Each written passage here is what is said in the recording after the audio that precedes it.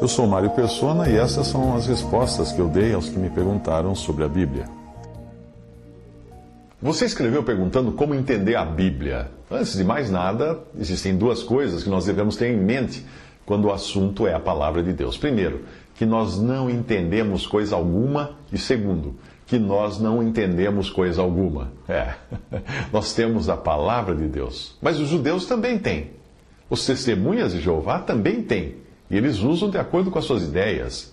Então, é preciso ter algo mais do que a palavra de Deus. É preciso ter o Espírito de Deus habitando em nós para podermos entender a sua palavra.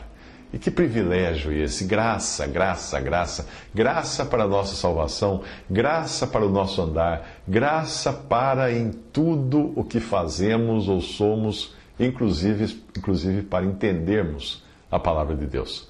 Nada provém de nós mesmos.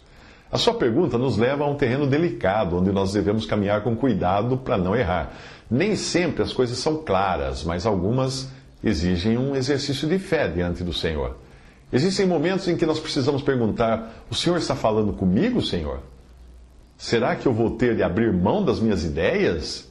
Quando a nossa voz é muito alta, nós não conseguimos escutar a voz dele. Ele fala mansamente quando ele ensina, mas ele grita quando castiga. Um ponto importante que você sempre deve ter em mente é que o entendimento da Bíblia não é intelectual, mas espiritual. Embora Deus use o nosso intelecto, aquilo da Bíblia que pode ser entendido intelectualmente será entendido também por um incrédulo. Portanto, não é isso o que Deus realmente quer nos falar. Eu quero dizer que existem coisas como costumes da época, questões arqueológicas, significados nos idiomas originais, etc., que podem até ajudar na leitura da palavra de Deus, mas não são o cerne do que nós devemos buscar ali. As faculdades de teologia dão grande ênfase ao ensino intelectual da Bíblia, e os teólogos e doutores em divindade também, né? Você teria coragem de levar um título assim de doutor em divindade?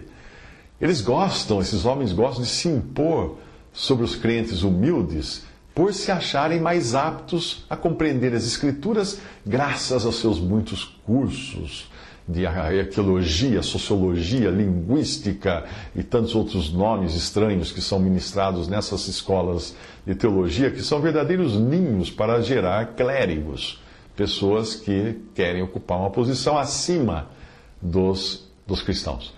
Mas o que a própria palavra de Deus diz? 1 Coríntios 1, 26 a 29. Porque vede, irmãos, a vossa vocação, que não são muitos os sábios segundo a carne, nem muitos os poderosos, nem muitos os nobres que são chamados. Mas Deus escolheu as coisas loucas deste mundo para confundir as sábias. E Deus escolheu as coisas fracas deste mundo para confundir as fortes. E Deus escolheu as coisas vis deste mundo, e as coisas desprezíveis, e as que não são, para aniquilar as que são, para que nenhuma carne se glorie diante dele.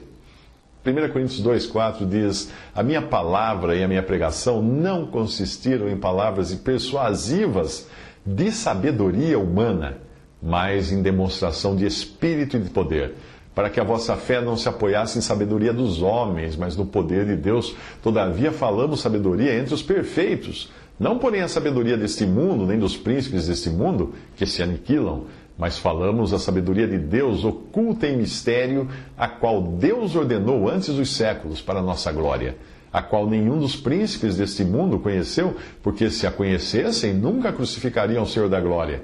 Mas, como está escrito, as coisas que o olho não viu e o ouvido não ouviu e não subiram ao coração do homem, são as que Deus preparou para os que o amam.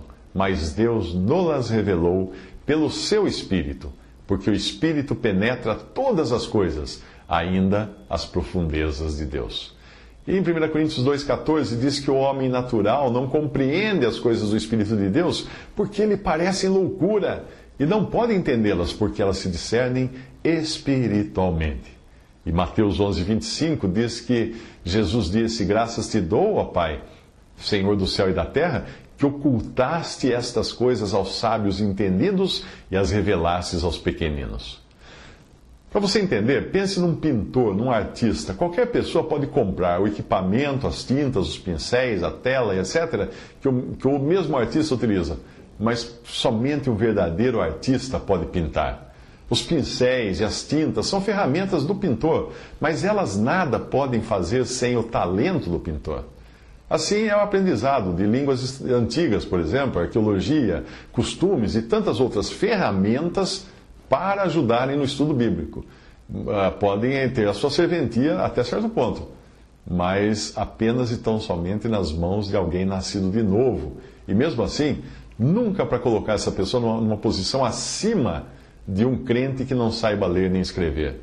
Eu digo isso porque um artista pode até fazer a sua arte sem precisar do equipamento comprado na loja. Dê a ele um pedaço de caixa de papelão encontrado no lixo e um pedaço de carvão tirado de uma fogueira, e você vai ver o que um artista é capaz. Mas mesmo um crente, ele pode ter sua sensibilidade embotada pelo seu ego, quando ele resiste à verdade por achar que aprendeu tudo o que deveria saber. Eu quero compartilhar a história com você de um jovem crente assim. Ele estava sempre muito certo da sua posição. Um irmão que viajou com ele uma vez apelidou-o de Tenho Certeza. O apelido que ele ganhou foi Tenho Certeza. E ele tinha tudo o que pensava baseado em passagens da Bíblia e estava sempre pronto para sacar uma passagem e atirar, e sair atirando para todo lado. Principalmente quando o assunto era o novo nascimento. Sim, ele sabia que antes de ser salvo estava morto, mas não tão morto assim. Ele achava que havia algo em si que estava vivo, vivo o suficiente para ter optado pela fé em Cristo, para ter escolhido crer em Cristo. Aí um dia um irmão mais velho trouxe o assunto do novo nascimento numa reunião. Sabe o que aquele jovem fez? Ele levantou-se e saiu da sala de forma tempestiva, levando a sua família junto consigo. E a partir daí, ele teve início uma batalha de palavras e versículos entre esse irmão mais velho e aquele irmão, e aquele jovem, né? Mas enquanto isso, uma batalha também começava a acontecer no coração daquele jovem. Até que ele foi obrigado a se curvar diante do Senhor e dizer: eu estou errado. Aquele jovem crente era eu, chamava-se Mário. Eu lutei muito contra a ideia de que não havia algo em mim que fosse capaz de crer no Senhor. Nenhum versículo podia mudar o meu pensamento se isso não tivesse vindo acompanhado de uma obra do Espírito na minha alma. Deus age com graça para conosco, porque Ele sabe que nós não conseguimos entender essas coisas. Se você não estiver entendendo algo agora, deixe que o Senhor vai ensinar depois. Existem coisas que nós não entendemos. Eu sei que o pior professor nessas horas é o ego. Que bênção, então, quando nós podemos, de forma mansa e na quietude da presença do Senhor, pedir a direção dEle e descansar nele. Não há sabedoria, nem inteligência, nem conselho contra o Senhor, diz Provérbios 21, versículo 30.